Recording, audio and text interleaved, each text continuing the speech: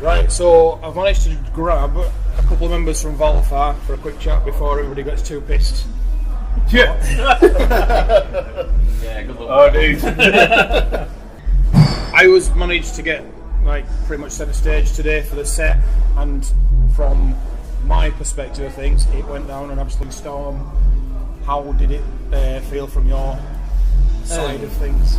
I can honestly say it was probably one of the best shows me personally I've ever played. Yeah, I agree. Yeah, and we were blown away by the crowd reaction. It was just completely overwhelming, really. I'll be honest with you. It's been fantastic. You've done some big shows this year as well, obviously. Did Woodstock for the first time? Yeah, Woodstock was pretty amazing. I mean, it's not about the size of the shows. It's always, the crowd. You get the crowd involved. The smallest of shows, but it to be, a big show. So that's what we always try to achieve in Valafar. Is we always try. So, the crowd having, as good time as what we are, and I think that's what proved at Woodstock tonight at HRH. I think, at most gigs, that's what we try and achieve. Oh yeah, I think with most performances, it's keeping an audience interested in what you're doing, and we like to not only let our music speak, but we like to kind of put on a show as well. I don't know about a lot of metal fans, but I enjoy watching bands who are enjoying what they're doing, and it bounces back off the stage into the crowd, if you know what I mean. And You could be playing if the crowd are not into it. Then you can walk away feeling a little bit down. But we're quite lucky that I think everybody's seems to be taking it on proper enough for it today. Yeah. It was just good. Yeah, Just like we are. Yeah. We were for it. it's like Broodstock. They were great. CG Limerick. That was amazing, wasn't it? Yeah. This one probably the highlight for me. Yeah, I'm sure for you guys. Yeah. Because right from the start, everybody wanted it, and that just makes so much difference to us. It's a credit to be paid to the Hard Rock Hell that as soon as the doors open, people are in. I probably said this to you away from the interview and to other bands as well. A lot of shows you go to, people just milling about around the back, they're hanging around at the bar, whatever. Yeah. You come here, as soon as band's on, bosh, everybody's at the front, everybody's paying attention. Yeah. It almost is a gig for fans of music. Yeah. Oh, yes, Yeah. definitely. Yeah. And it's even though we won't play last night, we were the fans. Yeah. And that last night. yeah. And that's what we try and project. We're fans of the music. We love it, and that's what we try and project. HRH, I think, just do that. Really spot on. I think. Yeah, they've got it now, don't they? Yeah. This was a great festival for us to play anyway, because at the end of the day, people who come to this festival want this kind of music. So you're already halfway there. And it was great. We loved it. Absolutely loved it. I think it's great that they've invested the time and the effort to not just put a festival, but niche festivals. They do quite a few now. Yeah. That's it. Great for bands, because sometimes if you're on a bill with bands that aren't like you, Yep. you can sometimes get overlooked or left out or whatever. And the strategy that they seem to be employing these days.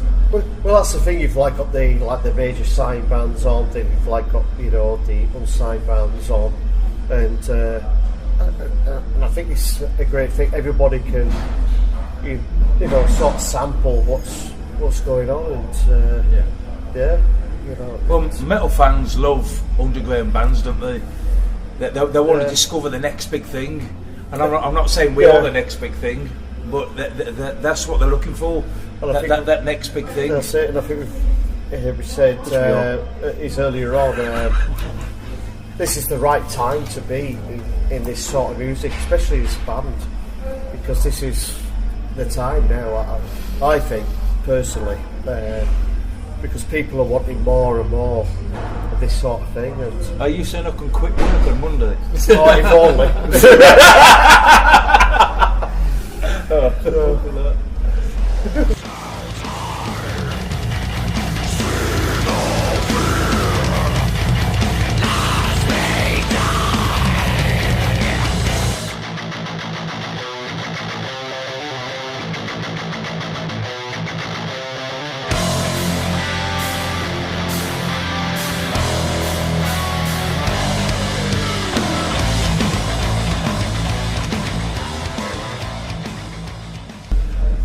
Does this demand for more then, does this tie in with the way that things have progressed regarding technologies and stuff like that? I was talking to a band yesterday who've been doing this since the 90s from Sweden, so obviously back then it were make a mixtape, leave it about, people take it. You guys have been in bands for, I mean, I've known you guys for like 20 years and all, making this sound really... Well, it's certainly changed. I mean, we used to be in a band called Garden of Remembrance, and it was a case of, you know, giving a C90 tape to somebody, but now it's all about the buzz, and, you know, online now, and What's the tape? and it's certainly helping, you know, Wolfenkind, you know, and Valafar, and I think it is helping a lot of bands out there because it's there. But the internet is a great tool. Yeah. It's a great tool. Yeah. It's like even things like Spotify. It's not a money-making thing, but people can listen to the album now and think, yeah, I like that. And I would like to think if they like it, they'll buy it. Yeah. Whereas before, in the past, it's like, do I like it, do I not? I don't buy it. The internet's certainly giving bands like ourselves, it's giving us more of a chance. Yeah. Not so much in the selling side of things, but definitely getting your name out there. Yeah. You know, It's a good tool. Yeah. I mean, I was talking to you earlier on downstairs, and you were mentioning some gigs that you got coming up next year. Yeah. Those kind of opportunities probably wouldn't have come up had it still been like the old-fashioned ad in the back of a magazine kind of thing. Business, you know. But but it certainly helps, you know, getting the name. It's certainly a lot easier now to get the name out. Before it was just like, oh, I give a tape to a mate, and, you know, hopefully that, you know, gets passed on. But now it's there. It's a lot more accessible, and It's like we're selling merch, isn't it? Like we have people buying merchandise from like all over Europe who have definitely never seen us, but obviously they must be hearing it, listening to it on internet. Yeah. So even though yes, they're not watching us, they know about us and they're buying the stuff, and that to me that's a great thing. Yeah. Really good. Again, the technology DIY aspect of the band that you've got going on, you've been big advocates of the whole crowdsourcing pledge kind of affair that's again internet based. Obviously you've been doing bands for a lot of time between yourselves, and you know, does that seem to be the avenue for the DIY band ethic these days? I think so, and I think it should be embraced, you know, because you know, I think there's too much pressure in getting out there on the label, and I think the internet sort of relieves that pressure, because you can sort of just put it out there, and you can manage yourself, and you can manage what you put out there, and so I think, you know, it sort of takes that pressure off. It's certainly with Valafar,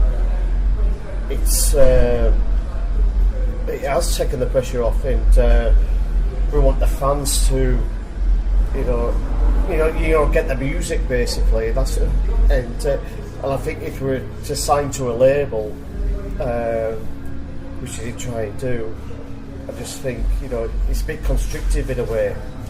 Well, 20 years ago, everybody wanted to be signed to a label, but now I don't think that's the case anymore. I think a lot of labels are basically.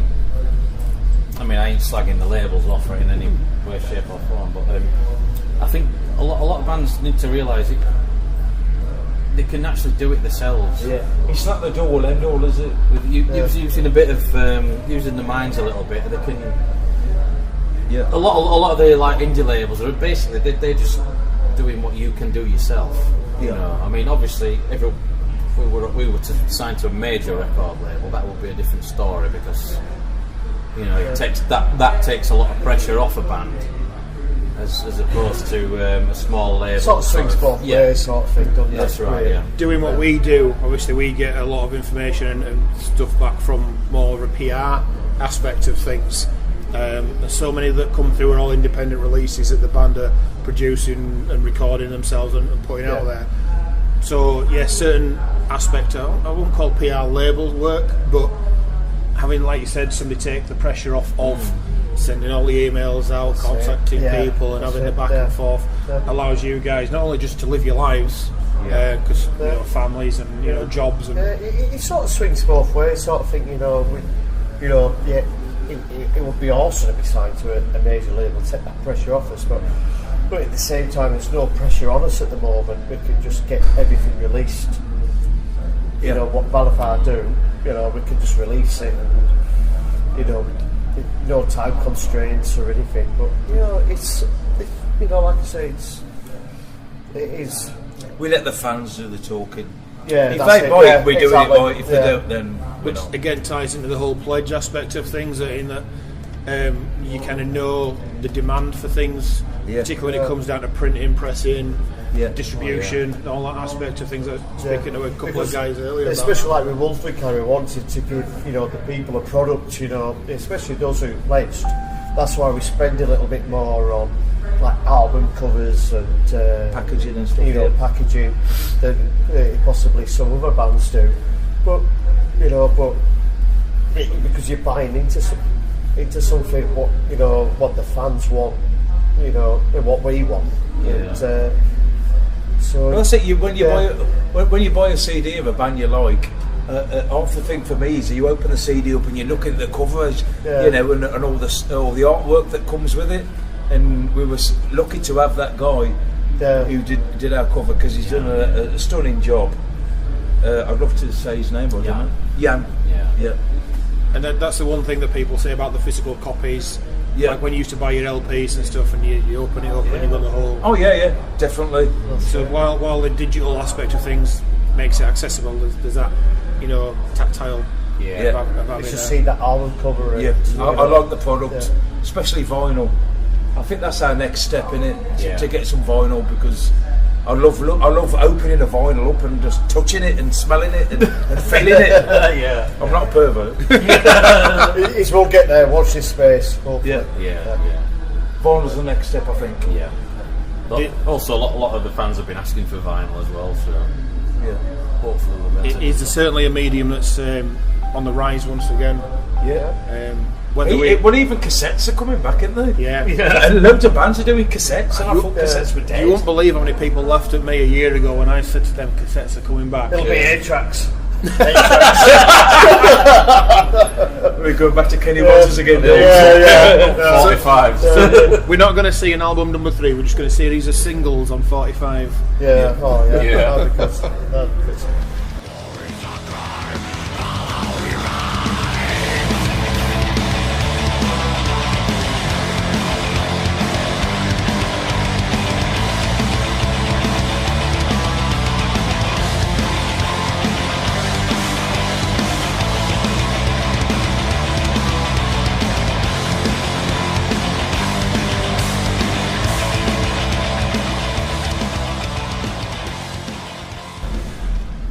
Right, so for anybody who hasn't experienced the Valafar the girth of Valafar. Well, I've seen you in full stride today, Nige, so I'm They are tight trousers, these. That's why they're falling to bits. If you could only see these trousers, listeners. Half flare, half ripped 80s. Yeah. It's I'm a closet Duran Duran fan, I think. Is that from excessive lunging? Yeah. It's not a fashion thing. My daughter thinks it's ace, I've got ripped jeans, but it's not through choice. It's because I can't get flares. Just flares are hard to come by. So what does 2019 hold for the Valafar? It's going to be a busy one. we're going to be doing a lot more gigs, and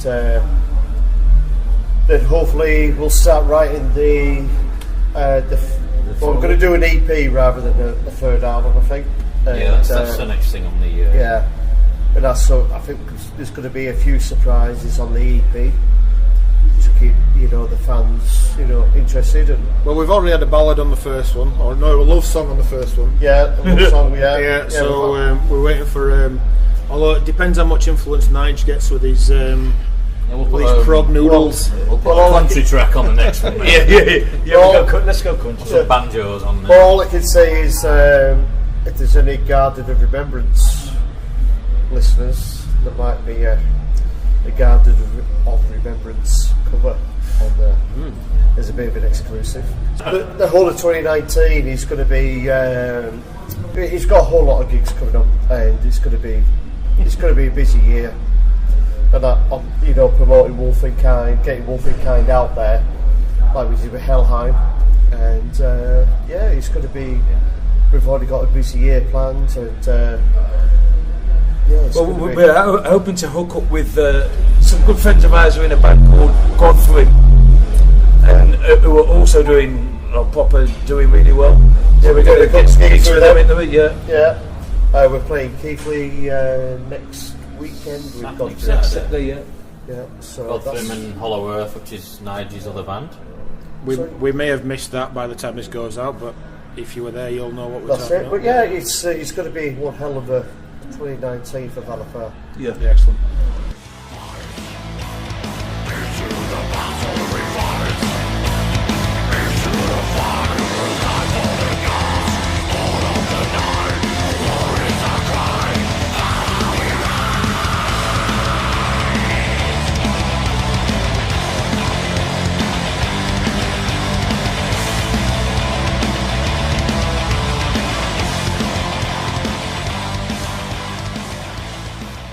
So the other thing is, you've kind of got this reputation as a bit of a show-off. It's not a reputation; it's a fact. It's a fact. This come from. It's a fact. No. Yeah, tell us about your showing off, Wayne. It's I don't know. It's a game to gigs, as you know, and not just gigs. Fans are loving it. I'm loving it. So if I show off, the fans are showing off. So that's how I look to be fair, he's no more of a show off than the rest of us, but we just like to rib him because he's the singer. Oh yeah. But I can throw a proper diva strops sometimes, but I'll be honest, I've been in loads of bands, but it's a privilege to be in a band with you two guys.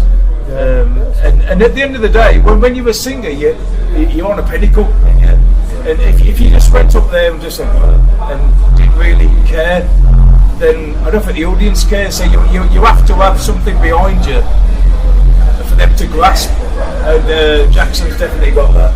But we do take the piss out of it quite a lot. But it's an in-band joke. Yeah. It's same with our drummer Ben. We have good sort of rapport with him, and it's it does get a bit out of hand now and again, but it's what we do. So that's where the reputation of the show off comes from. But we're like an unruly family.